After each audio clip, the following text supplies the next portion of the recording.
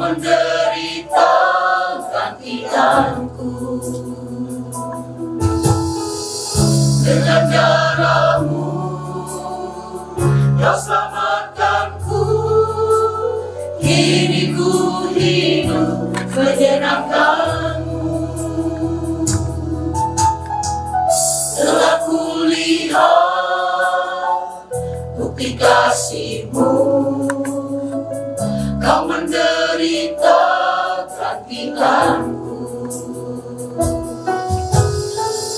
Dengan darah-Mu Kau selamatkanku. Kini ku hidup menyenangkan-Mu. Terlalu besar kasih-Mu Bapa, pengorbanan yang Kau berikan bagiku.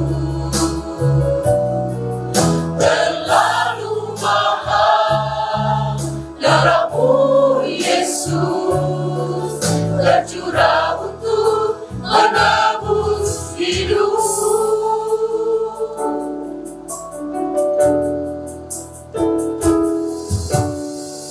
Telah kulihat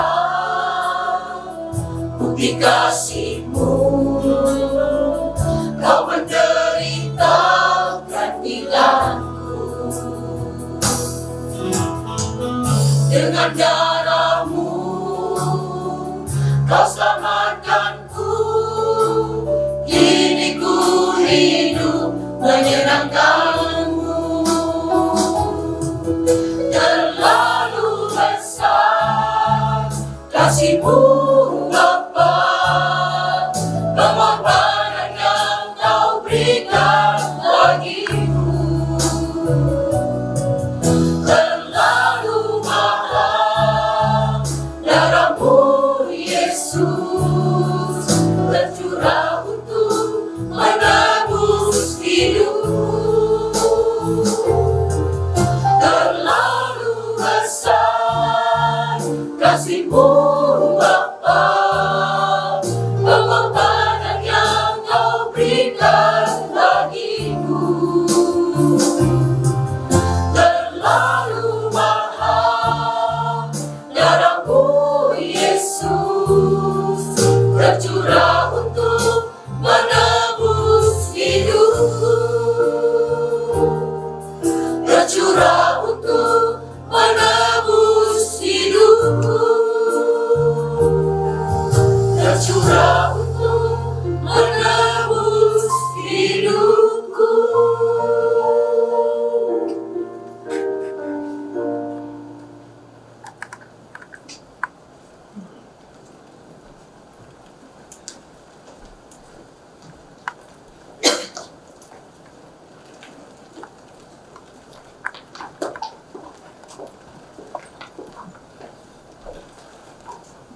Ya, terima kasih atas sharing dari Bu Santi dan juga puji-pujian dari kelompok KP Bapak Gadit.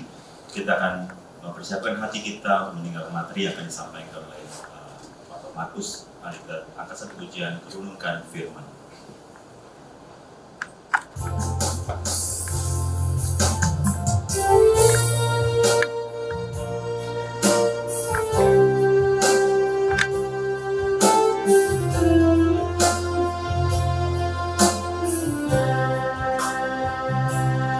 Aku mengasihi Engkau Yesus dengan segenap hatiku.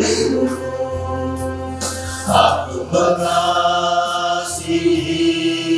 Engkau Yesus dengan segenap jiwaku. Ku renungkan firman-Mu siang dan malam, ku pegang perintah-Mu dan ku lakukan. Engkau tahu ya Tuhan, tujuan hidupku hanyalah untuk menyenangkan hati. Kita nyanyikan lagu ini satu kali. lagi. Aku mengasihi Engkau Yesus dengan segenap hatiku. Aku mengasihi Engkau Yesus dengan segenap jiwaku. Ku renungkan firman-Mu siang dan malam, ku pegang perintah-Mu dan ku lakukan. Engkau tahu ya Tuhan, tujuan hidupku hanyalah untuk menyenangkan Firman-Mu. hatimu. Ku renungkan firman-Mu siang dan malam, ku pegang perintah-Mu dan ku lakukan. Engkau tahu ya Tuhan, tujuan hidupku hanyalah untuk menyenangkan hatimu. Engkau tahu ya Tuhan. Engkau tahu ya Tuhan, tujuan hidupku hanyalah untuk menyenangkan hatimu. Hanyalah untuk menyenangkan hatimu. Hanyalah untuk menyenangkan hatimu. Saya bacakan Pak Markus.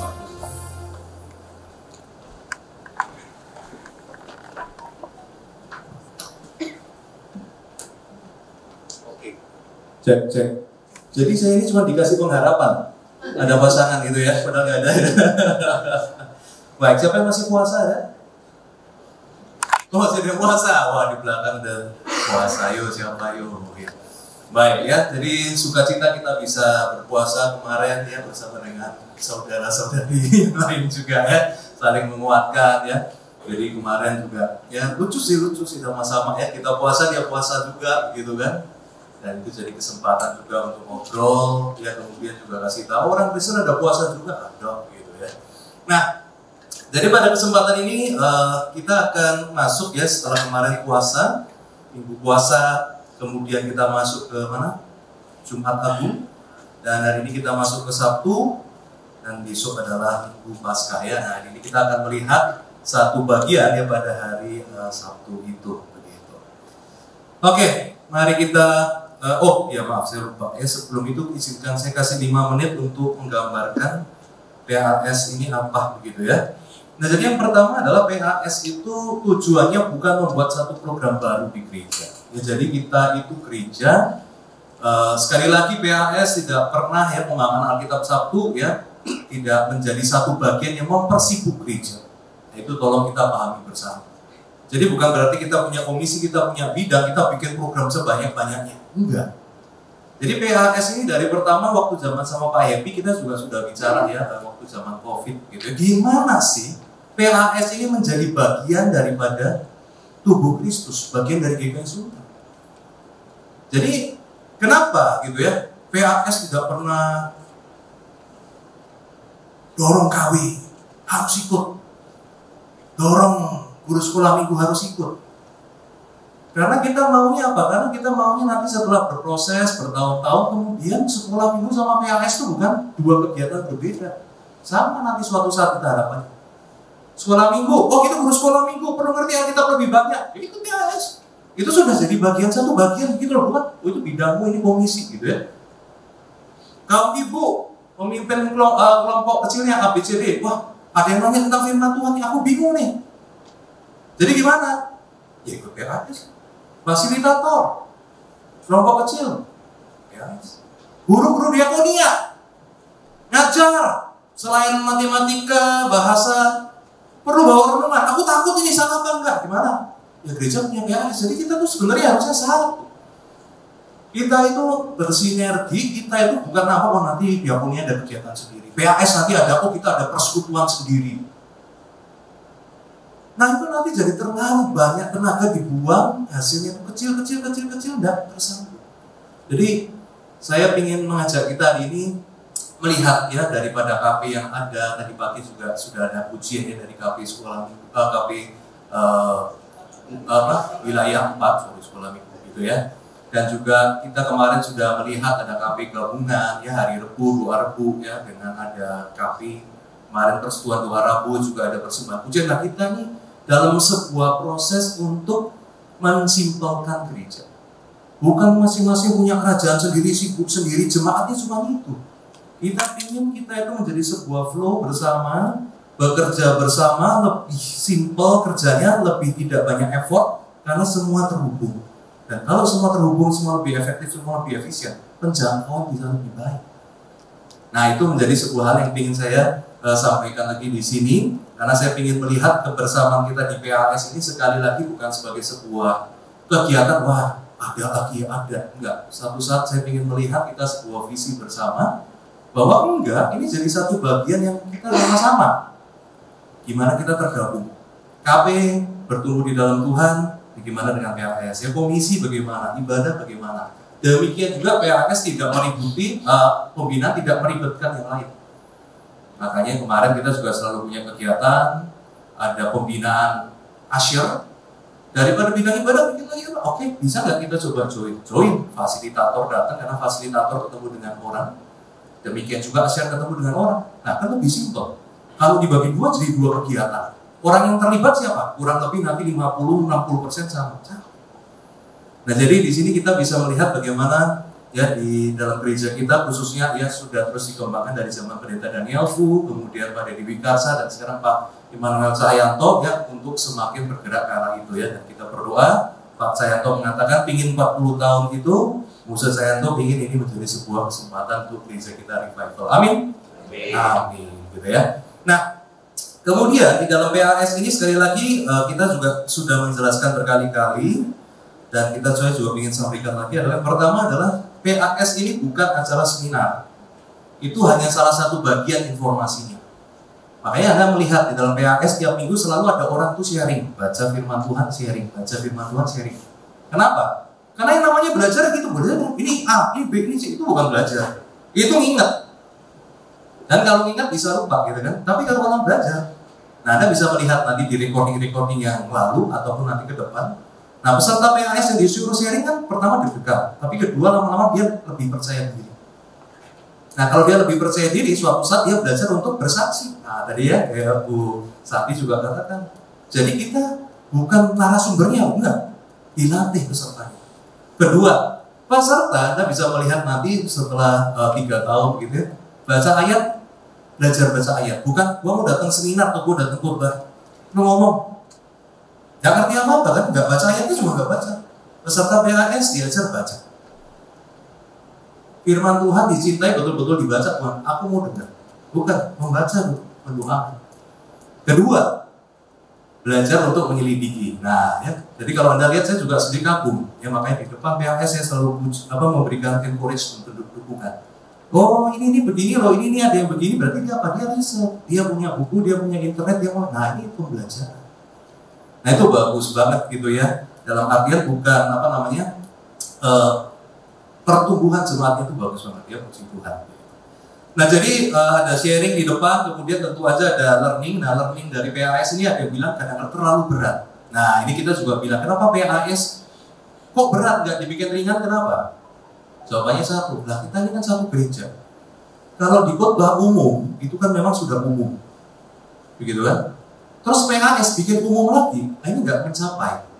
Memang PAS dirancang buat orang yang dengar khotbah umum, khotbah persekutuan, tetapi masih merasa saya kurang dalam lagi, saya ingin tahu lebih detail. Nah masuk ke PAS. Jadi nggak numpuk-numpuk, semua umum atau semua detail, nggak, semua ada progresnya. Gitu ya. Nah makanya kan sekarang kalau di kelompok kecil lebih gampang. Kelompok kecil kan sering gitu, nah bahannya kok gampang banget sih sharing, saya mau tahu lebih dalam nih. Gitu. Itu yang dari dulu bikin hamba Tuhan pusing, gimana ya? Bikin berat. Orang komplain, bikin ringan, bilang keringanan. Nah, sekarang kalau udah gini kan, yo memang bahan kelompok kecil kita targetnya begitu. Itu umum, sharing. Mau lebih dalam, ya ke PHS, tanya di situ, dengar di situ. Nah, jadi di sini kita melihat bagian ya daripada gereja ya, kita bukan bergerak sendiri-sendiri. Nah, jadi itu mungkin beberapa hal yang boleh saya sharingkan dan saya harap Anda mendukung PHS ini bukan karena ini bidang pembinaan punya Anda. Anda mendukung PHS kenapa? Karena ini bagian dari tubuh Kristus. Kalau Anda nggak dukung, sebenarnya kita sedang tidak bertumbuh. Tapi PHS sendiri juga tidak pernah bilang saya paling penting. Salah juga. Nggak ada kita PHS mana kita paling penting. Kita bagian dari tubuh, berkontribusi buat tubuh dan pertumbuhan gereja itu bersama-sama. Itu sekali lagi saya boleh sampaikan dan mungkin Anda boleh sampaikan spirit ini juga ya kepada jemaat-jemaat lain yang khususnya membutuhkan pertumbuhan dan dengan sesuai dengan kondisi yang dipaparkan dari PHS ya. Baik, itu adalah kesempatan saya menyampaikan untuk gambaran daripada PHS ya. Baik, nah kemudian PHS online ini terima kasih juga kepada Penatua Ferry dan juga tim ya panitia Pasca juga yang boleh memfasilitasi ya, dan juga dukungan dari banyak KP wilayah 4 juga terima kasih gitu, dan kita harapkan nanti ke depan bisa lebih berutin lagi pertemuan onsite ya, karena onsite lebih enak ya, ada mau nanya kita diskusi atau lebih enak daripada terus-menerus online gitu. Tapi online kita juga nggak tinggalin ya, karena jangkauannya juga banyak ya. Ada beberapa orang yang di luar kota juga bilang, oh saya thank you, saya dari PHS juga begitu ya. Oke. Baik, sekarang kita akan melanjutkan ke materi kita. Dari tema kita adalah turun ke dalam kerajaan maut.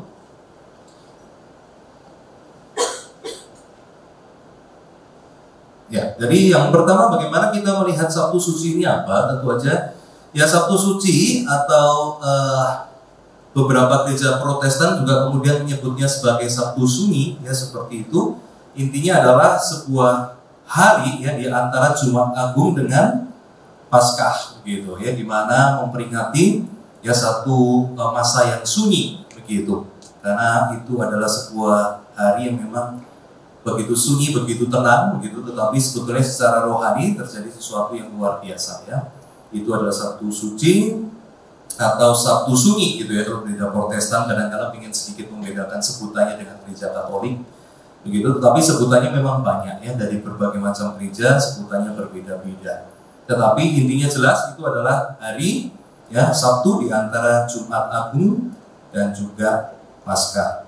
Oke, nah sekarang kita ke ayat-ayat ya yang ada di dalam Alkitab ya tentang hari Sabtu ini, apa yang terjadi, apa yang dialami oleh Tuhan Yesus ya. Kita membacakan bersama-sama Efesus 4 ayat 9.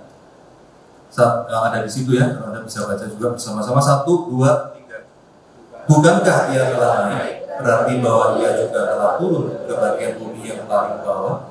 Ia yang telah turun, ia juga yang telah naik jauh lebih tinggi daripada semua langit untuk memenuhkan segala sesuatu.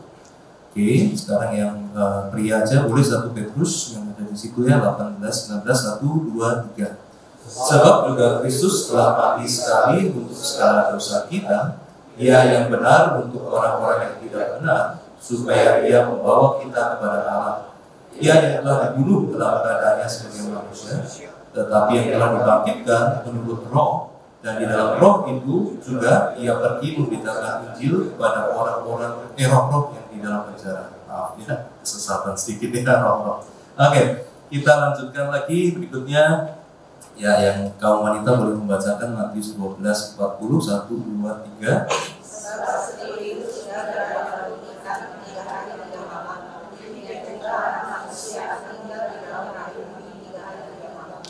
Baik ya, satu lagi sama-sama Roma 10 ayat 6, sama-sama 2, 3. Tetapi kebenaran karena iman berkata demikian, jangan katakan di dalam hatimu siapakah akan dimasukkan, yaitu untuk membawa Yesus turun, atau siapakah akan turun ke jurang maut, yaitu untuk membawa Kristus naik dari antara orang mati. Oke, itu beberapa ayat yang berkenaan dengan tema Sabtu Suci ini, gitu ya. Oke, nah karena kita pas ngumpul ini bagus banget ya untuk boleh diskusi 2 menit begitu ya. Apa yang muncul dalam pikiran dan perasaan Anda ketika mendengar atau membaca ya hari Sabtu Yesus Kristus terbaring di kuburan?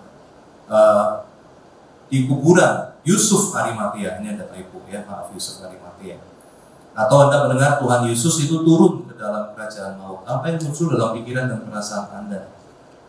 Gitu ya. Oke, boleh diskusi kepada 2 orang, 3 orang ya. Ditanya, kamu waktu dengar Tuhan Yesus itu di kuburan pikirannya apa? Gitu ya. Kok nggak pernah kepikiran apa-apa atau udah penasaran?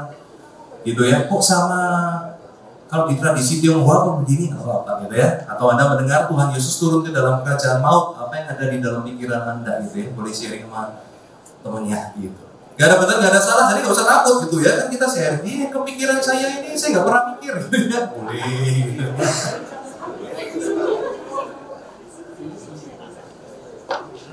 Ada yang mikir, kok Tuhan mati ya? Gimana nih itu ya? Kalau Tuhan kok mati gitu kan?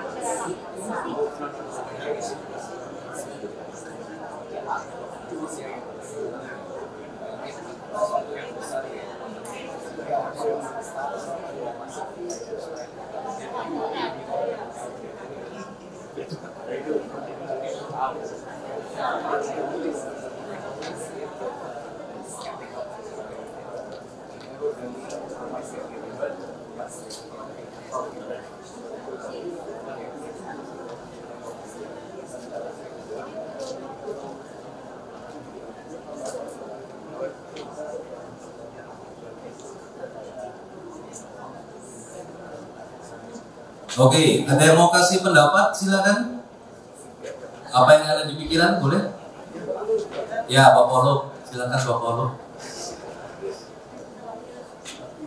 Oh, mau pakai mic, boleh. Ya.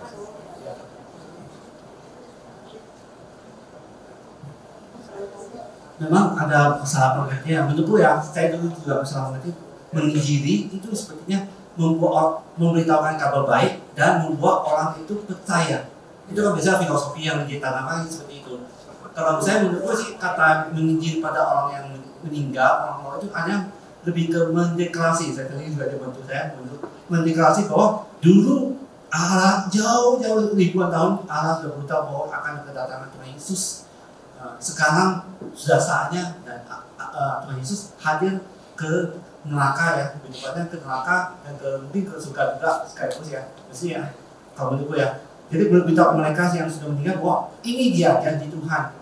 Nah sekarang saya sudah ketahui, ini saya deklarasi, ini saya beritahukan kabar baiknya ini yang dulu kalian tidak mau percaya. Itu ya, lebih ke kata deklarasi. Iya, jadi lebih kata itu ya, memberitakan Injil itu ya kadang-kadang jadi kepikiran gitu ya. Tapi kalau dari pendapat dari Pak Paulo mengatakan itu lebih ke deklarasi. Oke, thank you. Ada lagi? Oh, Pak Izin silakan Pak Penatua Bujang Su.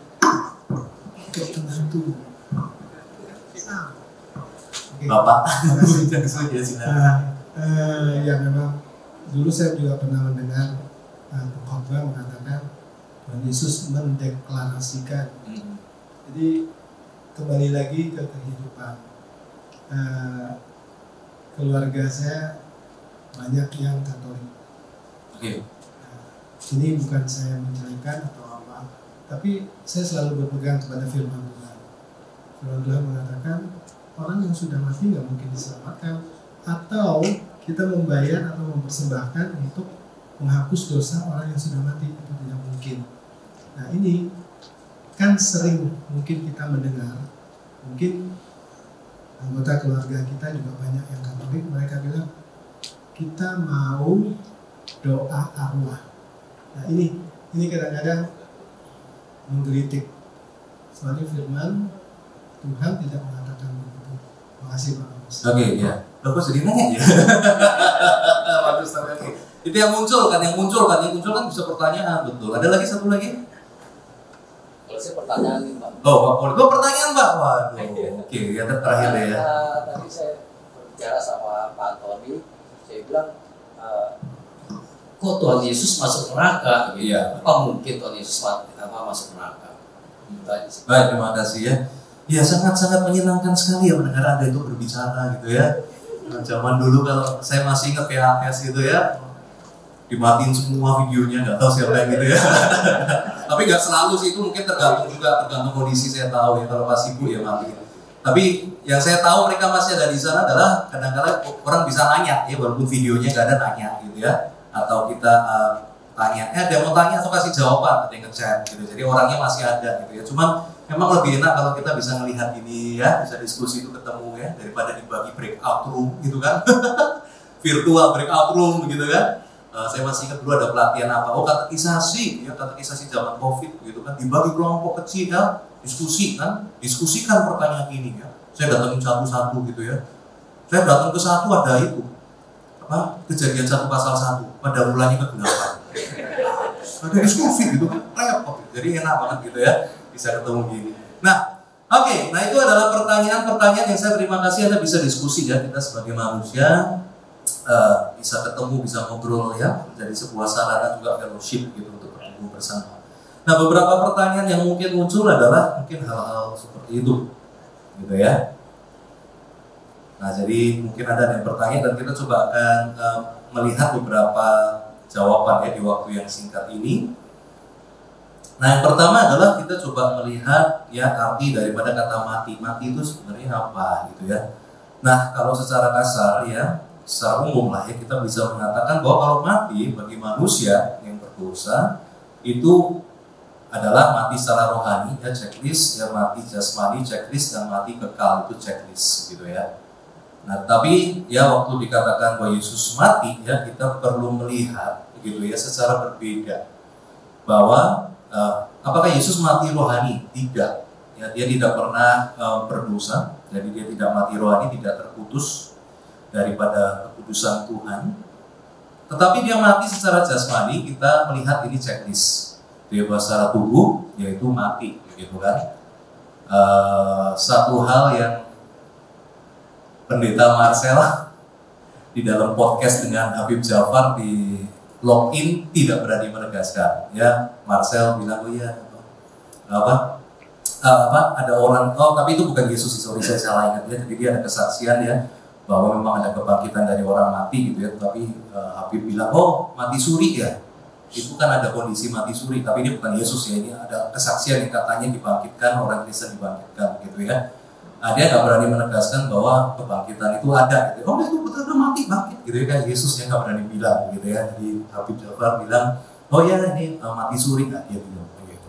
Nah, tapi ini memang bukan hal yang gampang gitu ya, apalagi juga buat kaum muslim. Saya tahu bahwa kematian itu nampaknya bukan bagian dari Tuhan ya, tetapi Alkitab jelas mengatakan ada kematian jasmani gitu kan. Jadi bukan mati suri gitu kan. Karena kalau orang mati suri ya mungkin 3 hari gitu ya, dan mungkin 3 hari bertahan gitu. Karena kita tahu pendarahan Yesus itu pendarahan besar, bukan pendarahan kecil di salib. Jadi ada orang, Yesus mati suri, saya bilang ada luka salib, luka ditusuk di kaki sama di tangan sama di lambung, dibiarin 1 hari hidup, nggak diurusin dokter. Nah, gimana hidup? Pasti mati.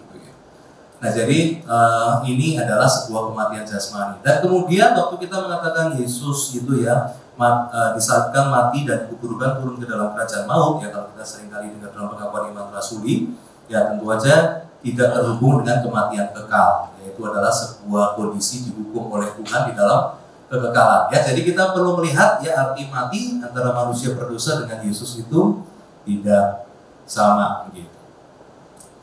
Nah, kemudian dalam hal kematian ini walaupun tidak sama, kita melihat konsep mati yang ada di zaman dulu ya, zaman kuno begitu. Begini. Nah, sekali lagi kita perlu melihat begitu ya, the ancient Hebrew conception of the universe ya, bagaimana orang Ibrani dulu melihat alam semesta begitu. Nah, sekali lagi kita perlu melihat bahwa Tuhan itu berbicara di dalam progressive revelation. Ya, progressive revelation. Artinya adalah Tuhan itu berbicara progresif, perlahan-lahan itu meningkat. Gitu kan? Nah, saya seringkali bilang, oh Tuhan kenapa nggak langsung ngomong yang jelas aja? Ya, saya seringkali bilang begini, kamu punya anak kecil. Terus anak kecil tanya, Papa, bagaimana adik bisa lahir? Nah, kita mau cerita. Baik, begini ya. Laki-laki itu manusia. Manusia ada dua, laki-laki dan perempuan. Kromosom X dan Y. XX dan XY. Kemudian waktu mereka dewasa, mereka kemampuan wanita mengalami yang disebut sebagai pembuahan, kematangan, gitu ya. Dia matang mengeluarkan ovum. Mau Anda jelasin gitu? Anda nggak dapat, dia akan cerita gitu. Papa mama saya saling menyayangi. Laki-laki dan perempuan diberkati Tuhan. Waktu sudah menikah, saling menyayangi. Kita bisa diberikan oleh Tuhan adik. Ya, adik lahir nanti dikandung di perut mami. Itu udah cukup kan, pelan-pelan dia mulai ngerti. Nanti antara anak TK, anak SD, anak SMP, anak SMA, orang yang sudah sarjana berbeda kita menjelaskan. Nah, jadi saya sering kali kasih gitu karena orang ada ngalah nuntut. Kalau Tuhan itu benar, kasih tahu benar dari pertama. Justru kalau dikasih tahu benar dari pertama, orang nggak ngerti apa-apa. Karena sama sekali nggak nyambung gitu ya. Nah, ini dalam apologetika yang saya sering kali ketemu sama orang-orang yang mempertanyakan. Jadi Tuhan berbicara secara progressive revelation. Orang Ibrani perlahan-lahan didorong terus pengetahuannya sampai nanti perjanjian baru. Ya, tetapi pada waktu itu mereka kurang lebih pikirannya itu membagi ya alam itu seperti tiga seperti ini, gitu ya. Jadi ada yang di atas, ada air di atas, kemudian juga ada daratan, ya kemudian ada yang di bawah bumi, begitu ya. Tuhan itu di atas sekali, begitu. Nah, jiwa manusia itu dipikirkan yang meninggal itu di dalam pemikiran yang lama ada di dalam bumi, ya. Makanya seringkali kita melihat kalau di dalam Alkitab maupun di budaya-budaya yang lama itu seringkali dikatakan mereka turun, gitu ya, termasuk turun ke dalam kerajaan maut, begitu ya. Nah, itu ada tempat yang disebut sebagai Sheol, begitu ya. Sheol itu dalam bahasa Ibrani atau disebut sebagai Hades, begitu ya. Kalau diterjemahkan di dalam bahasa Yunani seperti itu. Oke, nah ini adalah gambaran daripada pemikiran kuno pada saat itu. Nah, inilah yang nanti disebut sebagai kondisi intermediate state. Ya, intermediate state itu adalah satu kondisi di tengah-tengah. Ya, jadi hidup enggak, tetapi hidup yang kekal juga enggak, belum, gitu ya. Intermediate, ada di tengah-tengah, gitu ya. Jadi antara kalau kita bilang ya sudah meninggal, tetapi juga belum dibangkitkan kembali. Jadi masa di tengah-tengah, ya, intermediate state begitu. Nah, mari kita coba melihat begitu salah satu gambaran. Ini banyak variasi, tapi saya kasih Anda penjabaran awal aja, begitu ya, gambaran besar. Nah, jadi di dalam Perjanjian Lama Anda akan melihat ya konsep tentang kematian itu masih sangat mentah sekali. Jadi orang itu meninggal kemudian masuk ke dalam dunia orang mati, gitu ya. Nah, kalau Anda mau baca di Mazmur atau apa begitu ya, jadi turun ke dalam dunia orang mati, ya. Jadi belum terlalu kompleks kayak di zaman kemudian, misalkan kayak di zaman Perjanjian Baru. Nah, jadi orang-orang kudus itu digambarkan, gitu ya, maupun orang jahat turun ke dalam Sheol atau Hades, gitu kan, disebut sebagai dunia orang mati, begitu. Nah, kemudian waktu Kristus itu dia meninggal, menyerahkan nyawanya, lebih tepat begitu ya, menyerahkan nyawanya, dia turun ke Sheol atau Hades ini, begitu. Dan setelah kedatangan Tuhan Yesus, ya, dia membawa setiap orang percaya itu bersama-sama dengan dia, ya, ke yang disebut sebagai surga atau disebut sebagai Firdaus, gitu kan? Nah, kemudian itu akan terus berjalan, ya, sampai kedatangan daripada Kristus, yaitu penghakiman agung. Ya, baru di sana nanti kita bisa melihat setelah penghakiman, di situ ada langit dan bumi yang baru. Ya, orang percaya dibangkitkan lagi, kemudian bersama dengan Tuhan di langit dan bumi yang baru. Sedangkan mereka yang tidak percaya kepada Tuhan itu ada di dalam neraka, ya, gitu. Nah, jadi yang perlu diperhatikan di dalam konteks ini adalah neraka itu adalah sebutan yang lebih tepat untuk hasil dari penghakiman terakhir. Hasil dari penghakiman terakhir, gitu ya. Nah, kondisi sebelum penghakiman terakhir itu disebut sebagai dunia orang mati atau Sheol atau Hades, gitu ya. Nah, kondisi orang mati Sheol atau Hades ini juga kita melihat di salah satu perkataan Tuhan Yesus yang sebetulnya juga cukup menarik. Ya, jadi ini kisah tentang Lazarus dan orang kaya. Pernah ingat cerita? Ada orang miskin nama Lazarus, yang hidupnya susah. Ada orang kaya yang jahat dan peduli kemudian meninggal. Kemudian Lazarus ada di pangkuan daripada Abraham. Ya, sedangkan orang kaya itu ada satu tempat yang sengsara, ya, dia minta setetes air dan seterusnya, ya. Begitu Anda bisa baca di Lukas 16, 19 sampai 31.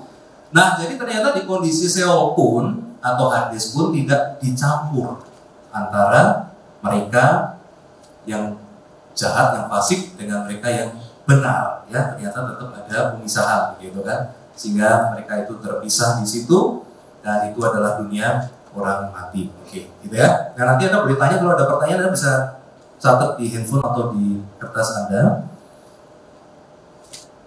Nah, jadi dengan itu, ya, kita akan masuk ke jawaban yang pertama, ya. Kenapa Yesus ke neraka? Ya, jawabannya adalah Yesus tidak ke neraka. Karena justru neraka itu akan ada setelah Yesus memimpin jadi hakim agung. Justru dia akan nanti bilang, ini neraka buat kamu, ini adalah surga, langit dan bumi yang baru buat kamu. Jadi Yesus tidak masuk ke neraka, ya, tetapi Yesus datang ke Hades atau tempat roh-roh orang yang meninggal sebelum kebangkitan terakhir, sebelum kebangkitan dan penghakiman terakhir. Ya, itu adalah jawaban singkatnya, ya, begitu. Ya, jadi puji Tuhan, kita pengakuan iman rasulnya juga sudah lebih tepat, ya. Jadi bukan turun ke neraka, tetapi turun ke dunia orang mati, gitu ya. Oke. Kemudian kita lanjut sejenak, ya. Pertanyaan sering kali muncul adalah apa yang Yesus kerjakan setelah pengorbanan hidupnya, setelah Jumat Agung, begitu ya. Yesus ngapain? Istirahat, ngopi, keliling alam semesta, gitu kan. Yang penasaran, gitu kan. Oke, kita melihat dari 1 Petrus 3 ayat 9. Kalau ada yang punya TB2 boleh tolong dibukain, ya. Saya kemarin pas bikin ini, pas TB2 saya ketinggalan, ya, di tempat lainnya. 1 Petrus 3 ayat 19, ya. Dan di dalam roh itu juga ia pergi memberitakan Injil kepada roh-roh yang di dalam penjara, ya. Kemudian kalau di dalam bahasa Indonesia sehari-hari, ya, kalau bahasa Indonesia sehari-hari ada di apps Anda, ya, jadi harusnya bisa di-download, ya, bahasa Indonesia masa kini, BIMK, atau bahasa Indonesia sehari-hari.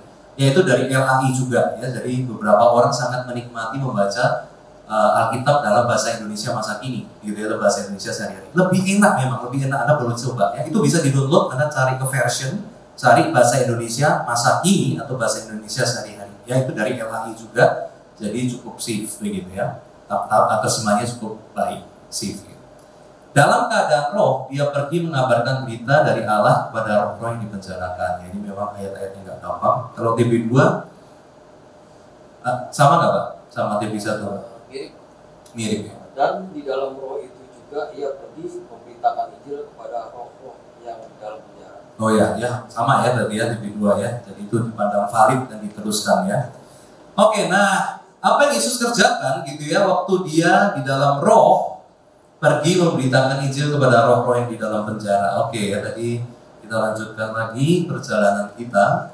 Nah, ini ada di dalam satu website yang namanya Sabda, ya. Nah, kita bisa memilih satu ayat, ya, kemudian kita bisa melihat terjemahannya. Nah, kemudian kita bisa melihat juga bahasa aslinya, karena ini perjanjian baru, ya, maka 1 Petrus dalam perjanjian baru, maka tulisannya dalam Yunani. Kemudian saya arahkan kursornya ke kata-katanya, kemudian muncul, ya, penjelasan itu, ya. Nah, saya akan besarkan lagi. Nah, jadi kata kerusu itu yang muncul di situ, yang terkait dengan memberitakan, gitu ya, memberitakan, gitu ya. Nah, ternyata di situ kita melihat kerusu itu artinya adalah seperti sebuah pernyataan, atau tadi dikatakan ya proclaim, mendeklarasikan, gitu kan. Nah, jadi di sini kita bisa melihatnya satu dukungan, ya, dari studi kata ini, bahwa memang kita bisa melihat Yesus ke sana itu memang memproklamasikan dirinya sebagai raja, sebagai juru selamat, ya, bukan sebagai pekabaran Injil untuk meminta pertobatan, gitu ya. Karena kita melihat untuk ayat yang tidak jelas, ini kan tidak jelas, ayat Petrusnya bukan tidak jelas, sulit, ya, sulit. Kita selalu mengatakan bahwa ayat yang sulit itu perlu dilihat dari ayat yang lebih jelas, gitu ya. Jangan ayat yang jelas dilihat dari ayat yang sulit, itu salah. Jadi gini loh, jelas Tuhan tuh mengatakan bahwa pertobatan perlu di dalam kehidupan. Sekarang manusia hidup hanya sekali dan setelah itu dihakimi dan sebagainya, gitu kan. Terus ada ayat ini tidak jelas, ya, kabur, sulit. Kita pakai ayat sulit ini untuk paksa rubah seluruh doktrin Alkitab. Nah, itu nggak tepat.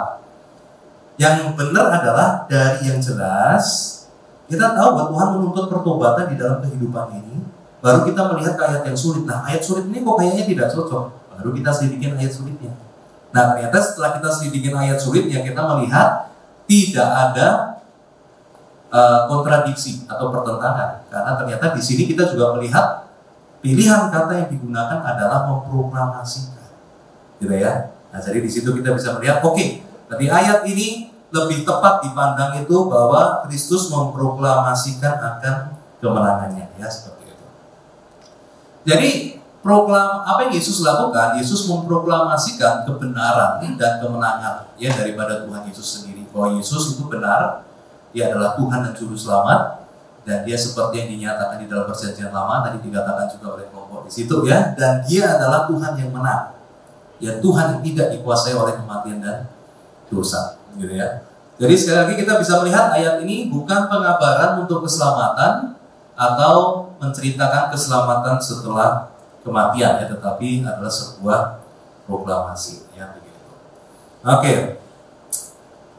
Kita masih ada waktu 15 menit, ya, jadi saya tidak berpanjang-panjang, moga-moga masih ada sedikit waktu lagi sebelum jam 10.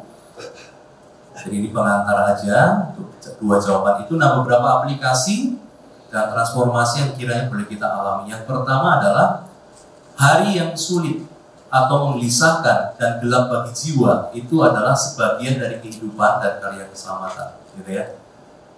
Jadi waktu kita sampai di Sabtu ini, kita harus sadar bahwa ada hari-hari di mana kita itu duduk termenung, seperti tadi Bu Sati juga bilang, kita nggak melihat kemenangan apapun juga. Seperti mungkin Pak Iwan hari ini cuma terduduk, dan juga mungkin di antara kita punya pergumulan, kita semua bisa duduk stres nunggu.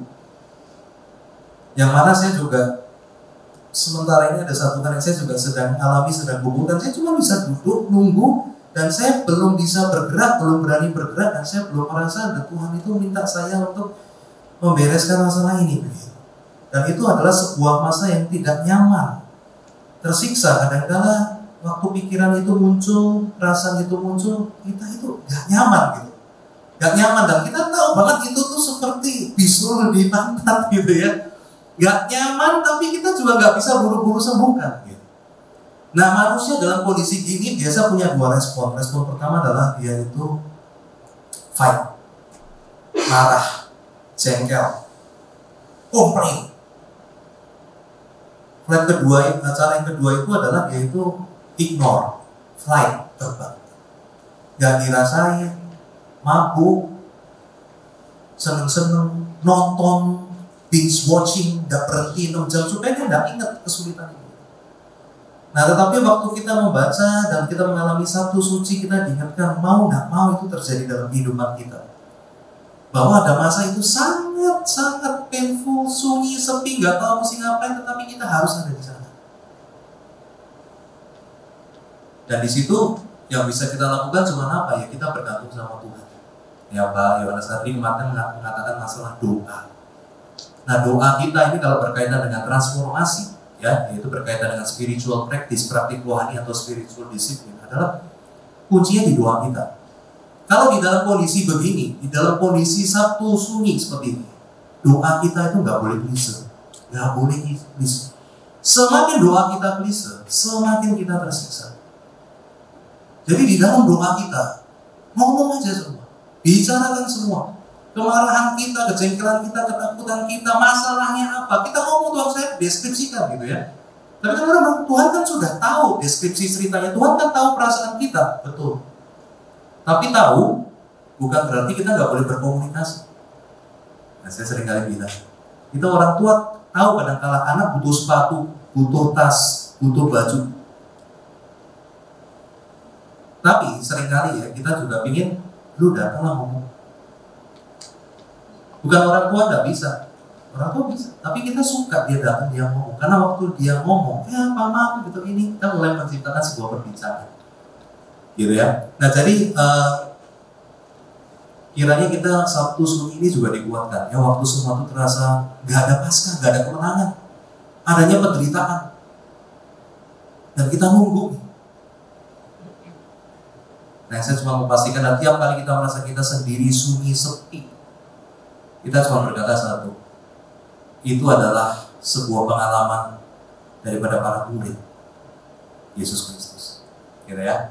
Nah, kemudian yang kedua saya mengajak kita merenungkan di sini berkaitan dengan Sabtu sunyi adalah waktu menunggu, waktu berhenti ya, itu sebagai sebuah waktu recreation dan menuju resurrection ya. Saya pakai bahasa Inggris karena re-nya cocok ya, begitu. Jadi waktu menunggu itu kadang-kadang kita nggak mau nunggu.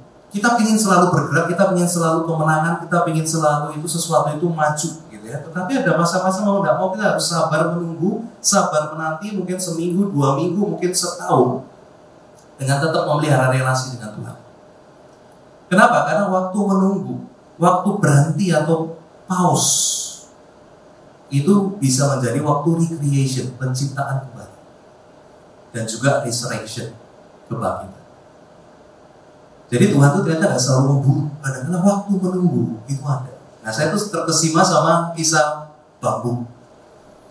Saya sering lewat bambu gitu ya, tapi waktu saya dengar ceritanya saya juga terkagum gitu ya. Jadi bambu itu berbeda sekali dengan tanaman lain. Tanaman bambu itu kalau ditanam itu bisa bertahun, mungkin berapa bulan saya lupa gitu ya, atau bertahun-tahun itu nggak kuat. Tapi kita nggak boleh lupa untuk menyiramin, atau kita itu nggak boleh, kalau alam ya nggak boleh kemudian alam itu berhenti menyiramin, berhenti tidak memelihara, harus terus terpelihara. Nah kalau kita pelihara bambu itu ternyata kita siram berbulan-bulan dia tidak keluar, sampai kita pikir mungkin mati kali ya bambunya gitu ya. Nah tapi bambu itu unik, setelah kita siram, kita pelihara, tiba waktunya setelah waktu yang lama gitu ya, dia itu akan muncul dengan sangat cepat sekali. Lebih cepat dari tanaman lain yang bertumbuh pelan-pelan. Nah jadi itu adalah sebuah hal yang kita lihat ya waktu kita ada di dalam Sabtu sunyi, tenang, sepi, kadang-kadang kita nggak tahu ngapa-ngapain, tapi waktu kita menjalin relasi sama Tuhan, kita bisa berharap di situ Tuhan sedang mempersiapkan penciptaan kembali. Waktu Tuhan buka waktunya, Tuhan buka pintunya, di situ kita itu gitu ya. Nah itu menjadi sebuah perenungan yang kita bisa renungkan gitu ya. Nah jadi kenapa ada muncul perkataan recreation ya, karena di dalam gereja Ortodoks Timur, ini gereja yang ada di Rusia, bukan di Roma, gereja Ortodoks Timur gitu ya, di Rusia dan sebagainya, itu juga kita bisa melihat yang mereka menyebut Sabtu Suci itu sebagai Blessed Sabbath ya, sebagai Sabat yang diberkati. Kenapa? Karena melihat ini terjadi di hari ke-7 Sabat kan. Dan di hari ke-7 Tuhan itu, kalau kita melihat di kitab Kejadian, setelah menciptakan segala sesuatu, dia mengatakan semuanya baik dan dia beristirahat. Nah jadi dia mengatakan Blessed Sabbath, karena Yesus menggenapi semua rencana penebusan. Daripada hari Sabtu terciptalah kembali sebuah recreation yang baru, manusia yang sudah dipulihkan, penebusan alam yang ditebus gitu ya. Maka mereka menyebut Sabtu itu sebagai Blessed Sabbath ya, karena terjadi penciptaan kembali dan Tuhan menciptakan segala sesuatu menjadi melalui penebusan menjadi baik. Dan yang terakhir adalah sekali lagi kita diingatkan bahwa kematian itu tidak memisahkan ya kebersamaan kita dengan Tuhan Yesus ya. Sabtu Sunyi ini mengingatkan kepada kita walaupun kematian ada, tetapi tidak memisahkan kita daripada Tuhan Yesus ya. Karena Tuhan Yesus tidak mati, tidak tertidur, tetapi Dia ada, Dia memproklamirkan Injil kebenaran, keselamatan, dan Dia akan bangkit pada hari Minggu ya, pada hari yang ketiga. Jadi kenapa saya tidak bilang begini? Kematian itu adalah pintu kita bertemu dengan Tuhan. Karena saya sadar itu sih benar. Cuman kalimat itu tuh kurang bagusnya gini loh. Kalau saya belum mati, saya nggak bisa ngalamin Tuhan. Ada kesan begitu ya. Nah itu yang sebetulnya agak saya ganti gitu ya. Makanya kalimatnya berubah. Kematian tidak memisahkan kebersamaan dengan Tuhan Yesus. Hidup mengalami Tuhan Yesus. Mati pun tidak memisahkan saya dari mengalami Tuhan Yesus. Karena Tuhan Yesus itu ada. Ya karena hidup kekal, sekali lagi jangan salah mengerti, bukan terjadi waktu saya mati baru saya hidup kekal. Hidup kekal itu terjadi sekarang. Waktu saya sudah terima Yesus, kehidupan kekal, kebersamaan dengan Tuhan itu terjadi di masa ini. Gitu ya. Nah, jadi itu satu hal yang saya boleh mengajak kita untuk merenungkan gitu ya. Nah, tapi karena waktu nggak banyak ya, saya juga lewat ini kemarin banyak tanya soal tahun nanti nih besok Minggu saya harus ngomong apa, selamat Paskah, selamat Passover, selamat Paskah atau selamat Easter. Nah, ini satu cerita lain lagi ya, tapi karena waktu ya saya skip dulu gitu ya. Sekarang kita masuk ke interaksi di antara kita. Kalau ada yang mau bertanya. Tadi saya jawab dulu, silakan siap-siap yang tadi sudah nitip tanya satu Pak Joycin gitu ya. Nah, doktrin resmi daripada Gereja Katolik Roma itu sesuai di katekismus daripada Gereja Katolik Roma juga sebetulnya doa arwah itu tidak bisa membawa orang yang tidak kenal kepada Kristus atau orang yang menolak Kristus untuk diselamatkan. Doktrin resminya sebenarnya nggak bisa. Jadi doa arwah atau kita melakukan doa rosari dan sebagainya itu hanya bisa berfungsi kepada mereka yang sudah menerima anugerah Kristus tetapi banyak dosa atau mempercepat di purgatorinya. Sebenarnya doktrin resminya begitu. Doktrin resmi ya. Ini kalau oknum-oknum kan banyak ya, apalagi jemaat mungkin pemikirannya berbeda begitu. Jadi sebetulnya setiap doa kepada Santa-Santa, Santo-Santo, kemudian misa, kemudian rosari, kemudian perbuatan baik, itu mempercepat orang yang kita doakan itu yang ada di konsep mereka ya, api penyucian, itu supaya bisa segera selesai api penyucian masuk ke surga. Gitu ya. Karena orang Katolik melihat dosa itu dua, pekator sama culpa. PKR-nya, dosanya itu ditanggung sama Yesus Kristus. Tapi culpa itu adalah konsekuensi dosa. Itu adalah sesuatu yang harus dibasuh bersih, dimurnikan di api penyucian. Baru roh itu bisa bersama dengan Tuhan. Jadi doktrin resminya gitu Pak. Jadi Gereja Katolik Roma resminya itu nggak percaya bahwa orang nggak percaya menolak Tuhan bisa didoain kemudian bisa masuk keselamatan. Doktrin resminya mereka juga nggak percaya itu sih. Gitu. Walaupun oknum ada ya, sekali lagi oknum ada begitu ya. Dan kalau saya juga berani bilang, kenapa Katolik Roma juga memikirkan ini lebih jauh? Sebenarnya juga nggak bisa bohong. Utangnya sama siapa? Utangnya sama Protestan Reformasi. Gitu. Jadi sebenarnya Protestan sama Katolik itu juga kita sebenarnya memberikan pengaruh yang baik pada Katolik. Walaupun tidak berhasil, gitu ya, Katolik itu menerima Protestan sebagai bagian daripada gereja. Dia kan nggak mau direformasi. Jadi Martin Luther tuh nggak pernah bilang begini kayak zaman sekarang. Oh Katolik Roma nggak bener. Gua bisa gereja nggak ada. Nggak kayak sekarang gampang banget. Oh suka masih udah, gua bisa enggak. Jadi namanya itu reformasi karena maunya itu apa mereformasi di dalam. Tetapi Katolik Roma waktu itu menolak. Didorong, dimusuhin. Akhirnya terpaksa membentuk kelompok sendiri. Ya, kelompok reformasi yang kemudian berkembang begitu ya. Dan akhirnya menjadi gereja yang disebut sebagai gereja Protestan ya begitu. Nah, tapi pengaruhnya banyak karena kritik daripada reformasi membuat Katolik ini kemudian hati-hati. Oh, dikritik ini kita ada bolong di sini, maka mereka mulai memperbaiki begitu ya. Jadi itu adalah relasi ya benci tapi cinta. Gitu ya. Nah, termasuk ya posisi ini gitu ya, mereka juga tidak bergerak lebih jauh lagi. Oke. Kemudian untuk jawaban Pak Polin ya sudah saya jawab ya bahwa Yesus nggak masuk ke neraka gitu ya. Justru neraka nanti akan menjadi vonisnya dari Tuhan Yesus. Gitu. Oke. Ada lagi silakan yang mau bertanya. Ngobrol-ngobrol ya silakan. Tapi ini kursi kok harusnya ada yang isi nggak sih? Oh ada yang isi ya. Makanya saya penasaran siapa yang mesti ngisi. Ada nih, kita temenin deh. Iya. Ya memang sih kita melihat dari apa yang dipaparkan hari ini begitu ya, masih banyak sekali hal-hal yang boleh bilang buat kita orang awam itu sangat membingungkan. Ya, jadi memang kalau kita belajar atau studi teologi ya, mungkin seperti contoh Matur bisa jelaskan gitu ya, ini dari sini, oh ini karena ayat yang benar ini jangan disalahkan oleh ayat yang ragu-ragu gitu ya. Tapi dari kita sebagai awam begitu baca ayat ini, waduh, ini apa maksudnya? Ya, seperti tadi misalkan Tuhan memberitakan ke arwah-arwah dan sebagainya, pemikiran kita kemana artinya begitu. Nah tadi juga waktu pada contoh Markus mengatakan ada pemisahan di antara ruang tunggu begitu ya, ada yang namanya, tapi namanya satunya Hades. Saya dapat informasi adalah ada Hades dan Firdaus. Karena Tuhan Yesus menyatakan pada penjahat yang sampingnya, hari ini juga aku akan bertemu engkau di Firdaus. Nah mungkin hal-hal seperti ini juga bisa dijabarkan lebih luas sekali Pak Markus. Sebelum saya biarkan audiens untuk bertanya.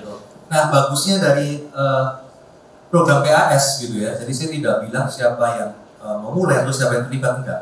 Tapi PAS bagi bagian gereja, bagusnya adalah dia itu continuous, terus menerus, beda sama seminar. Kalau begini kan saya mesti jelaskan semua kan, dan Anda paham nggak paham dan pasti nggak paham, karena kan pembelajaran nggak bisa satu kali.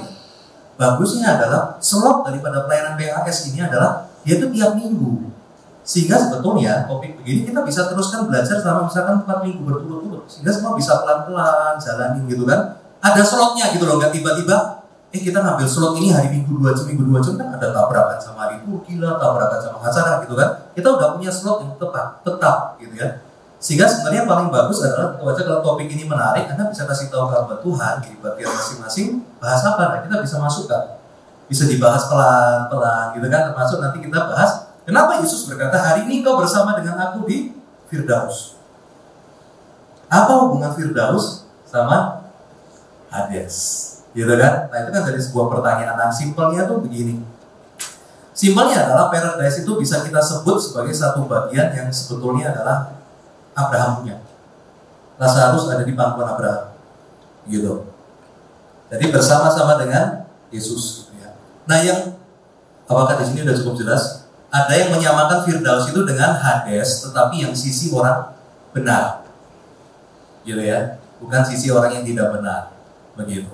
Nah tetapi yang paling penting dari perkataan Yesus, hari ini kau bersama dengan aku di Firdaus, yang paling penting daripada kejadian penyaliban adalah sebelum Yesus disalib, ruang tunggu gak ada Tuhan, walaupun kondisinya baik, walaupun ada Abraham di situ, gitu kan, Bapak orang percaya. Tapi Tuhan Yesus belum ada di situ kan. Yang istimewa adalah semenjak penyaliban, Firdaus atau Hades sisi orang yang benar itu ada Tuhan Yesus. Nah itu menjadi sebuah kegembiraan yang berbeda begitu ya. Baik, tetapi nggak ada Tuhan Yesus. Tetapi setelah Tuhan Yesus mati di atas kayu salib, ya di Hades sisi yang baik atau di Firdaus itu ada Tuhan Yesus, gitu kan? Nah ini kalau mau lebih jauh lagi didorong, ada beberapa gereja yang kemudian, ada beberapa aliran gereja dan teolog kemudian yang mengatakan, namanya tiba-tiba lupa ya saya ya. Itu waktu Yesus datang ke Hades, bukan cuma dia datang ke Hades, tetapi kebangkitan dia itu membawa semua orang yang di Hades itu masuk ke suasana yang lebih tinggi. Nah ini agak mudah gitu ya. Nah, ini kan kalau udah masuk satu kali gak mudah, karena kan pertanyaan gini, surga itu kondisi atau surga itu tempat? Ah ya, ini kan menarik lagi ya, gitu kan. Tetapi artinya begini, waktu Yesus datang itu ada sebuah pemikiran teologis. Yesus datang bukan cuma datang proklamirkan, tetapi Yesus itu datang ke alam maut, gitu ya. Ini maaf, yang ini yang orang kaya. Nah ini yang Lazarus, ya orang kaya di dunia ini, Lazarus miskin di dunia, ya. Gitu kan. Waktu dia datang, dia bukan cuma proklamirkan bahwa dia adalah Tuhan yang benar, tetapi dia juga kemudian mengajak semua yang ada di sini untuk masuk satu tempat yang lebih tinggi. Ada, ya, tiba-tiba saya lupa namanya begitu ya. Ini Jadi itu yang terjadi. Terima kasih Pak, tolong balik lagi ke hadis. Makanya kalau kita melihat ya, kenapa kemudian Paulus, Anda pernah lihat, aku mendapatkan sebuah penglihatan di langit ketiga ya, 2 Korintus berapa itu ya. Jadi kehadiran Yesus Kristus itu upgrading ya kondisi daripada Hades itu menjadi sebuah firdaus, karena kedatangan dia kan lebih menunjukkan kemenangan. Tapi bagi setiap orang yang benar, bagi setiap orang yang mengenal dia di dalam PL, itu didorong lagi menjadi sebuah kondisi yang lebih baik lagi karena kehadirannya. Ya kurang lebih begitu dalam jangka waktu 5 menit ya. Nggak gampang tapi dapatkan pelan-pelan ya. Prinsip dari PAS kita belajar selalu jangan bingung, dengar saja dulu, karena pengetahuan itu dibentuk perlahan-lahan, gitu ya. Nanti lama-lama kebentuk ya, gitu. Kayak sekarang kayak Smart PAS sudah secara otomatis waktu baca ayat apa?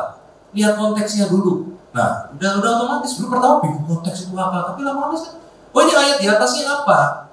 Ayat di bawahnya apa? Ini ceritanya tentang apa sih? Nah, itu udah benar, lama-lama kebentuk gitu ya. Ngebaca sesuatu harus ada konteksnya. Oke. Ya, thank you. Saya sekarang berikan kesempatan bagi Flor ya. Jika ada pertanyaan, silakan. Mungkin 3 pertanyaan saja dulu.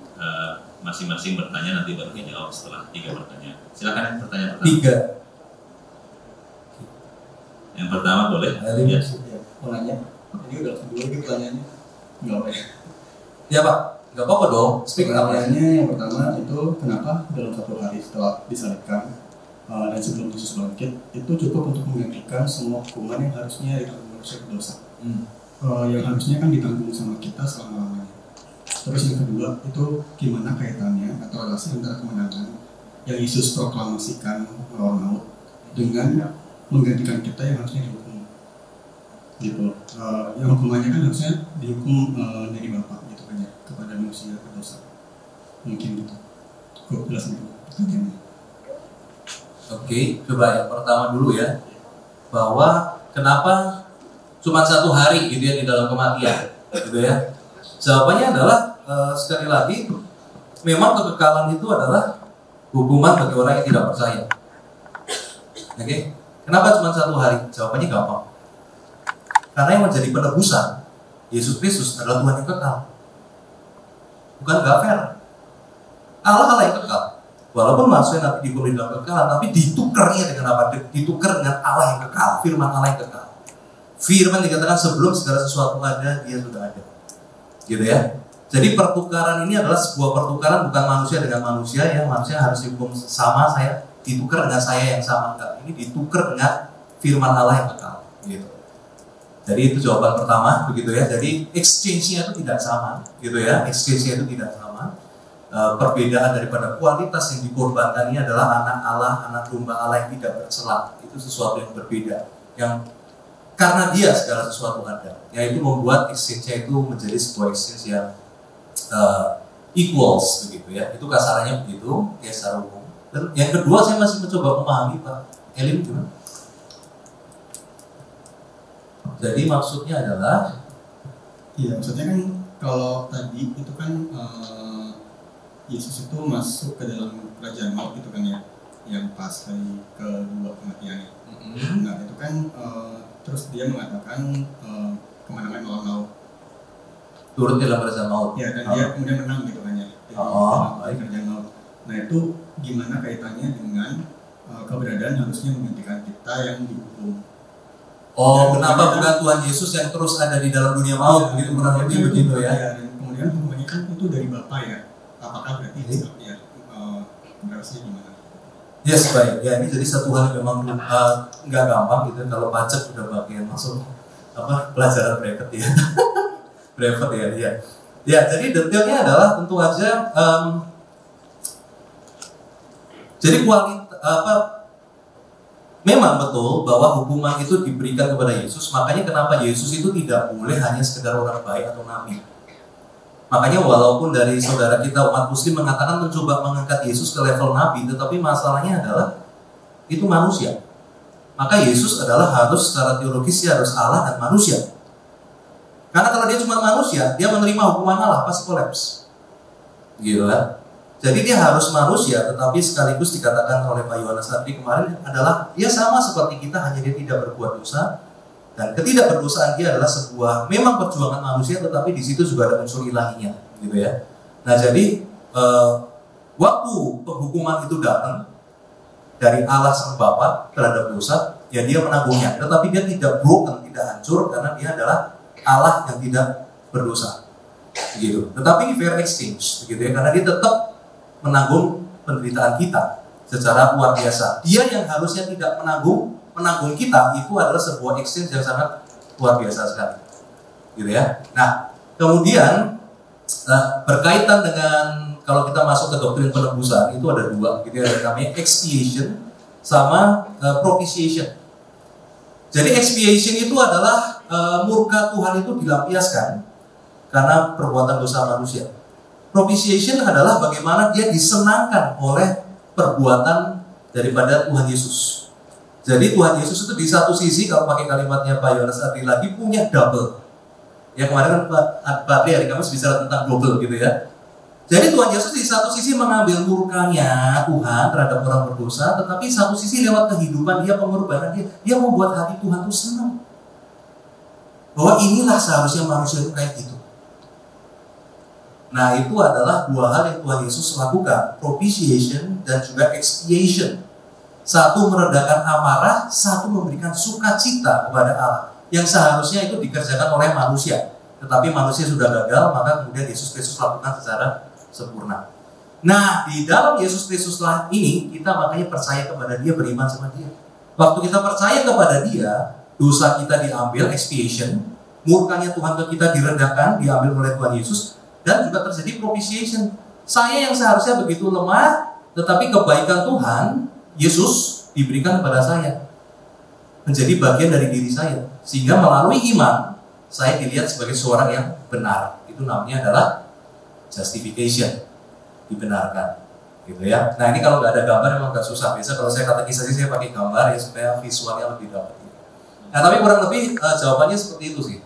Moga-moga bisa sedikit membantu begitu ya apa yang Yesus itu lakukan. Ya, tapi kunci pertamanya satu, ya jadi jangan melihat Yesus Kristus itu sebagai sebuah people dengan manusia. Kalau manusia perlu dikekal, lu juga perlu di neraka kekal. Itu yang harus dihindari. Karena kita melihat Yesus, Alkitab melihat Yesus itu sebagai sesuatu yang lebih besar dari apapun juga, yang lebih berharga dari apapun juga. Yang misalkan di Kolose dikatakan segala sesuatu ada oleh karena dia, begitu ya. Kalau nggak ada dia, semua nggak ada. Dia adalah sesuatu yang terutama, begitu. Nah, jadi di situ kita melihat ini nggak apple to apple. Ini yang Tuhan korbankan itu sesuatu yang jauh lebih besar dibandingkan dengan manusia yang ditebus. Ya, oke. Moga-moga itu menolong sedikit ya. Tapi pertanyaannya saya sadar itu dalam dan ada refleksi yang itu. Moga-moga di PAS berikutnya bisa kita explore lebih jauh ya. Thank you banyak. Ya di kipas itu pertanyaan jangan di-delete ya. Jangan di-handphone bisa lihat-lihat. Ya, memang pertanyaan yang cukup dalam sehingga memang perlu penjelasan yang tidak singkat ya, contoh ya. Karena memang dengan waktu yang terbatas nggak mungkin kita bisa membahas terlalu dalam, gitu ya. Oke, thank you penjelasannya. Mungkin sekarang pertanyaan kedua jika ada dari floor. Ya, silakan. Lalu, thank you. Ya, kelihatan pakai masker ya. Pengen nanya ini sih, mungkin nggak ya orang yang udah di kerajaan maut itu bisa ada lagi di dunia kita gitu? Kan kita sering dengar yang kayak kejadian apa tuh, ada roh leluhur gitu hinggap di orang. Sebenarnya kan ya kalau aku sih percayanya itu sebenarnya mungkin roh jahat ya. Tapi Alkitab sendiri kan mencatat pas apa tuh Saul berbicara dengan Samuel ya. Nah Samuel itu kan kondisinya udah mati, tapi ada dukun ya yang panggil dia untuk bisa berbicara dengan Saul gitu. Nah, itu jadi gimana tuh? Itu. Ya, thank you. Jadi memang menjadi pertanyaan, kita pun bertanya-tanya sebenarnya, karena Tuhan katakan yang sudah masuk ke dalam kerajaan maut tidak mungkin keluar lagi. Tapi betul ada contoh juga di Alkitab diambil nih, contoh bahwa pada satu Saul dengan dukun punya kuasa manggil Samuel yang sudah meninggal. Nah, kira-kira bagaimana? Ya, ini pertanyaan panjang juga sih. Kenapa pernah ada korban kayaknya? tahu ya. Intinya ada dua tafsiran besar ya. Tafsiran pertama percaya itu betul-betul Samuel. Ya kemudian ada argumentasinya kenapa itu betul-betul Samuel. Kedua, dia bukan Samuel, dia memang roh jahat. Jadi memang ada dua penafsiran ya untuk hal ini yang besar ya. Yang paling rumit kan nanti argumennya ya. Kenapa argumen ini punya alasan apa gitu ya. Gitu. Nah, jadi kalau yang percaya begitu ya bahwa itu adalah Samuel, intinya adalah segala sesuatu yang terjadi ini bukan karena dukunnya yang menerobos masuk ambil Samuel, bukan. Tetapi Tuhan kasih izin Samuel ini untuk muncul, karena Samuel kan berperan besar begitu kan dalam kehidupan daripada Saul, begitu ya. Gitu. Jadi izin daripada Tuhan yang membuat kasus ini terjadi, bukan dukunnya yang maksa tarik Saul keluar, gitu kan? Karena Tuhan mau pakai ini mulutnya Samuel untuk bicara apa yang akan terjadi kepada Saul, karena Saul akan mendapatkan sebuah pengerian, ya, gitu. Itu satu. Kedua, tafsiran yang sebelah bilang, oh enggak, itu bukan Saul, itu bukan Samuel, ya, tetapi itu adalah roh jahat yang muncul, gitu ya. Ya ada dukungan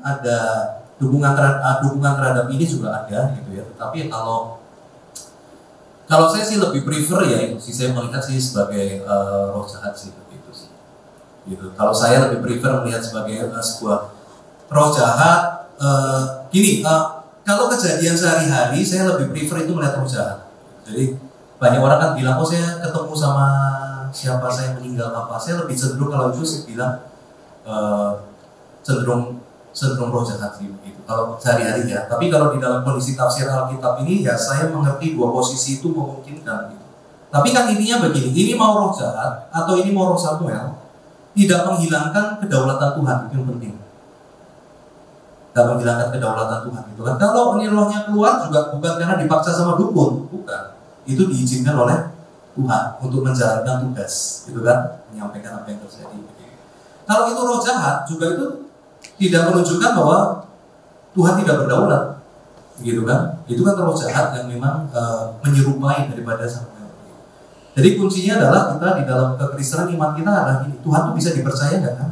Itu aja sih. Dan saya tidak merasa itu terganggu gitu ya dengan dengan kisah munculnya roh Samuel di sini dari bawah tanah. Dia kan juga muncul dari bawah dari Sheol gitu kan. Gitu.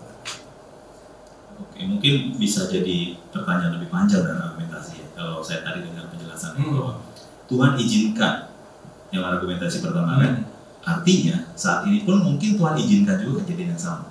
Pertanyaannya menjadi panjang nih. Betul. Jadi argumentasinya akan menjadi lebih luas karena kalau diizinkan sekali berarti ada izin kedua, izin ketiga, izin dan seterusnya. Dan kita tidak bisa memberikan suatu penjelasan yang lebih tepat apakah memang ini Tuhan izinkan betul-betul orang itu keluar atau tidak. Jadi memang poin pertama argumentasinya agak lemah buat kita, menurut saya ini pribadi. Ya. Nah yang kedua juga, kalau kedua lebih jelas karena memang walaupun ini roh jahat, Tuhan bisa pakai roh jahat ini untuk menyampaikan berita yang Tuhan ingin sampaikan. Nah itu sih dari saya, mungkin ada ya makanya saya kan bilang kalau sehari-hari saya lebih suka tadi bilang melihat itu sebagai roh jahat gitu kan, karena itu lebih solid begitu kan gitu. Cuman memang di dalam teks Alkitab kan memang ada bagian yang kabur begitu kan. Jadi ya memang kalau di dalam teks Alkitabnya saya mesti jujur begitu kan bahwa ada dua kemungkinan nih. Ini izin khusus yang Tuhan kasih ya, atau memang ini roh jahat begitu. Ya paling kalau saya membantah yang bilang begitu ya izinnya bisa 1, 2, 3 memang betul gitu ya. Ya paling kalau saya sih cuma bilang ya kalau kamu sepenting Raja Israel ya mungkin dikasih izin gitu. Kalau enggak lu jangan sok-sokan gitu. Itu kalau saya sering kali ngobrol, tapi itu aja ngobrol santai gitu ya gitu. Ya itu mungkin bisa memberikan sebuah gambaran ya dari teks Alkitabnya. Nah sekali lagi ini tentang orang mati memang susah ya, mati itu memang susah ya. Jadi Anda lihat semua ayat-ayat itu memang gak gampang juga gitu ya, dan juga banyak penafsiran ya, tetapi paling tidak ini pelan-pelan yang membuka pemikiran kita untuk kita bertumbuh lebih matang gitu. Selalu ada resiko untuk memulai langkah pertama. Nanti bisa salah, ini nanti bisa salah, betul. Tapi tanpa langkah pertama kita nggak bisa bertumbuh ya. Jadi silakan Anda terus bertumbuh dengan baik di gereja ini gitu ya. Oke, terakhir karena waktu tadi saya udah lihat tadi Citindri angkat tangan, silakan Citindri untuk pertanyaan terakhir hari ini. Iya Pak, ini pertanyaan yang menarik ya. Tadi penjelasannya yang ada dua asumsi tadi. Nah, bisa nggak dibantu dengan kesaksian orang-orang yang dinyatakan meninggal, tapi terus beberapa hari kemudian dia bangun lagi dengan cerita bahwa oh dia diajak ke mana gitu oleh orang yang berjubah gitu dan menunjukkan bahwa itu Tuhan gitu, terus tapi nggak diizinkan, terus suruh balik lagi, terus hidup lagi. Nah, apakah itu ada relevansinya juga yang mungkin bisa bantu mendefinisikan bahwa kita setelah mati itu apakah benar tadi roh jahat atau memang benar yang kepercayaan orang-orang bahwa oh masih 3 hari, 7 hari itu arwahnya masih bergentayangan begitu. Nah, juga sama gitu ya. Seperti itu kah atau bagaimana Pak? Ya, jadi yang apa namanya? Yang kita dengar tadi itu disebut sebagai NDA ya, near death experience gitu. Jadi memang near death experience itu banyak pengalaman orang dekat kematian atau setelah dia mati suri dia bangun lagi begitu ya. Dia mati suri ya dengan berbagai macam cerita, ada yang masuk ke freezernya, dikeluarin lagi, ada yang apa ya setelah 10 jam begitu ya. Tapi biasa kan sekarang kalau kita meninggal kita ditunggu selama berapa jam gitu ya untuk memastikan kematian kita begitu. Nah jadi yang itu adalah kalau di dalam teologi itu disebut sebagai wahyu umum gitu ya. Jadi ini sesuatu hal yang bersifat umum yang dialami oleh semua orang gitu, bahwa kadang-kadang kita memiliki orang percaya dan percaya memiliki pengalaman itu near death experience, yang mau mati tetapi tidak jadi mati gitu ya. Nah ini mau agama apapun juga, sampai ateis juga pernah ngalami begitu kan gitu.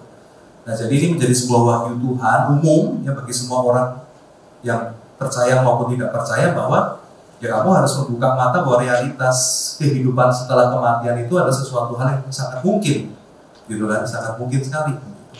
Nah jadi di satu sisi ya itu bisa menjadi penguatan ya buat beberapa orang ya, beberapa orang yang membutuhkan ya, tiap orang kan punya tipe mental berbeda ya. Beberapa orang memang dikuatkan gitu ya, bahwa oh ya betul alam hidup setelah kematian itu ada dalam pengalaman itu ya, sehingga mereka itu menjadi lebih beriman, lebih percaya ya, seperti itu sih gitu. Tetapi sekali lagi dasar kita percaya adanya kehidupan setelah kematian bukan berdasarkan pengalaman orang. Nah itu aja bedanya. Yaitu adalah kita percaya itu berdasarkan apa yang Tuhan katakan, khususnya di dalam Yesus Kristus yang mengatakan akulah kebangkitan, akulah hidup yang kekal, akulah jalan kebenaran dan hidup, yaitu yang menjadi pegangan kita. Dia yang mati dan bangkit berarti menunjukkan sebuah kebenaran bahwa memang ada kematian, tetapi ada kebangkitan. Dan itu menjadi sebuah hal yang dasar kita percaya gitu ya gitu. Jadi tentu saja pengalaman general umum itu bisa terjadi, bisa menjadi satu hal yang menguatkan kita gitu ya. Tetapi dasar kita percaya beriman adalah kepada Yesus Kristus itu sendiri. Bagaimana dia menderita, mati dan bangkit dan akan datang kembali, itu yang menjadi keyakinan kita. Thank you ya, tapi Musa mau bicara. Tambahin sedikit. Oh, baik. Sedikit, boleh. Khusus Pak Colin saya izinkan. Terakhir ya. Ini aja terakhir. Musa. Halo. Saya ngegelitik nih apa? Memang juga biasa apa? Kita berbicara tentang orang-orang hidup, tapi sekarang orang-orang mati. Jadi saya mau baca Samuel yang tadi Pak. Ya. Bapak bilang kan tadi mungkin juga Samuel, mungkin juga bukan. Tapi berapa waktu yang lalu kita pernah di persuan doa Pak ya. Iya betul ya. Di sini di Samuel saya baca aja Pak dikit Pak. Di Samuel 28 ayat 13. Kata raja kepadanya, jangan takut apa yang kau lihat. Jawab perempuan itu kepada Saul, aku melihat sosok ilahi muncul dari dalam bumi. Jadi saya yakin orang tanda kutip dukun ini mengenal Saul, tapi dia tidak sebut bahwa itu maksudnya Samuel. Dia tidak sebut Samuel, tapi roh ilahi. Roh ilahi kan tanda kutip Pak ya. Ada jahat atau baik gitu Pak ya. Tapi tanda kutip bukan Samuel, tapi Saul sendiri memberi imajinasi dia bahwa itu Samuel gitu Pak. Sama juga saya sering kalau ke rumah duka orang-orang nggak percaya gitu Pak. Dia masukkan tuh rohnya orang yang mati katanya. Nah terus dia bilang, oh ini orang-orang sendiri di sekitar itu sama keluarganya bilang, oh ini orang yang mati nih gitu. Tapi dia gagal mengetahui bahwa itu orang mati, orang yang udah mati itu. Saya yakin kalau saya keyakinan sendiri itu bukan roh Samuel. Itu aja sih Pak. Tapi prinsip saya sendiri ya Pak ya, bukan prinsip orang. Yes, ya. Jadi kemarin dia ngobrol sama saya siapa ya? Tadi musuh saya tuh ngomong Pak Choi izin dia gitu ya. Jadi ya memang Alkitab itu bukan selalu ya, Alkitab kadang-kala kita menemukan ada hal yang kita nggak bisa 100% sepakat gitu ya. Ini adalah roh Samuel atau ini adalah roh jahat gitu ya. Tetapi saya bilang ya, kalau orang bagian Alkitab, ada beberapa bagian Alkitab kita nggak bisa 100% itu sama gitu kan. Tetapi kalau orang ngomong 100% berbeda, itu juga pasti nggak benar ya, beda itu deh gitu kan. Jadi memang kita dalam hal ini memang tidak bisa 100% sure, tetapi juga jangan kita keluar gitu ya dari dua pilihan ini ada yang ketiga gitu. Oh itu sebetulnya adalah Tuhan Yesus yang mengambil rupa Samuel. Nah itu juga pasti 100% nggak ada yang ngomong gitu, dia ngomong sendiri udah masih salah, biarin aja gitu, nggak bisa sengawur itu juga gitu ya. Ustaz ada mau ngobrol? Silakan Ustaz Zayanto di depan aja Ustaz. Hah? Gak enak sih? Nggak apa-apa, saya mau di sebelah Felix aja. Cuma mau ikut masuk dalam gelanggang permainan. Jadi sedikit menambahkan memang karena ini kaitannya adalah kepada fakta praktis. Seperti beberapa waktu yang lalu ada jemaat bertanya pada saya, apakah setelah 7 hari kita bisa adakan satu remembrance untuk yang meninggal, dan apakah memang arwahnya itu masih ada di antara kita. Nah saudara sekalian, saya pikir kita harus berpegang firm pada firman Tuhan. Kebenaran firman Tuhan itu yang berkata paling tidak 2 ayat, yaitu ketika Lazarus meninggal, dia langsung berada di pangkuan Abraham. Meskipun artinya ternyata Abraham itu besar sekali, bisa memangku jutaan orang gitu ya. Tetapi itu kan maksudnya bahasa simbolik begitu. Dan Tuhan Yesus juga bilang, pada hari ini engkau bersama-sama dengan aku di Firdaus. Jadi memang pada waktu orang itu berpulang, kemudian sudah tidak berada di, kalau kita bicara dari sisi sains ya, maka orang-orang sains itu bilang kita itu hidup di time, space, and matter. Seluruh semesta ini disebut sebagai time, space, and matter. Sudah di luar time, space, and matter ini, ya sudah. Dan itu sudah langsung berada di, yang tadi istilah dari contoh Markus adalah ruang tunggu itu. Lalu kemudian memang di dalam prinsip berteologi ya, itu kita memahami 2 hal. Prinsip kita sebagai orang Reform Injili adalah, ya karena GKI adalah gereja Reform ya, yaitu Credo ut Intelliga. Itu adalah kata Bapak Gereja Anselmus, I believe in order that I may know. Saya percaya, oleh karena itu saya ingin mengerti. Jadi based on credo, kepercayaan. Tetapi at the same time, seperti 2 sisi dari satu mata uang, kita harus memahami bahwa ada hal-hal yang Tuhan singkapkan sehingga kita mengerti, tapi ada bagian yang kita tidak mengerti. Adalah wajar dalam proses Credo ut Intelliga itu, kita tidak bisa memahami semua tentang Tuhan dan kehendaknya. Karena kalau kita bisa mengerti tentang Tuhan dan kehendaknya, kita sudah menjadi sama dengan Allah. Dan saya percaya nanti kalau kita sudah berjumpa dengan Tuhan pun, kita belajar mengenal Tuhan setiap waktu dalam kekekalan. Itu juga istilahnya yang salah ya. Waktu dalam kekekalan, karena waktu itu dalam temporal. Intinya dalam kekekalan pun kita berproses semakin mengenal Allah. Karena tidak mungkin kita sepenuhnya mengenal Dia. Oleh karena itu sebenarnya di sini ketika kita belajar teologi menjadi satu batu uji bagi kita. Apakah kita mau humble enough, cukup rendah hati untuk tetap percaya walaupun aku tidak mengerti sepenuhnya. Orang-orang yang berkata, aku harus ngerti baru aku percaya, itu berbicara dari kesombongan. Kita adalah orang-orang yang mestinya aku tetap percaya, aku tetap berpegang pada pengharapan. Bukankah pengharapan sebenarnya adalah percaya walaupun tidak melihat, percaya walaupun tidak sepenuhnya mengerti. Justru ketika kita belajar humble enough, ada parts yang kita tidak pahami, tapi kita tahu hari ini, esok Tuhan yang baik selalu beserta kita. Karena itu kan janjinya.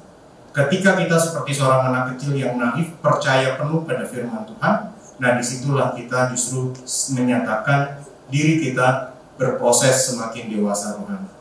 Lalu hal yang ketiga yang saya mau sampaikan, karena teman-teman di PAS ini jadi kan lebih dalam belajar teologi.